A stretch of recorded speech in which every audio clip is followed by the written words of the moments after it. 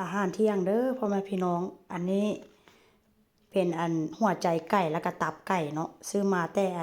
ห้างแมคโดนาอันนี้ก็คือกันราคาก็บ่แพงเด้อราคาก็ได้50-60 บาทต่อแพ็คนึงอันนี้ก็เป็นกึ่นไก่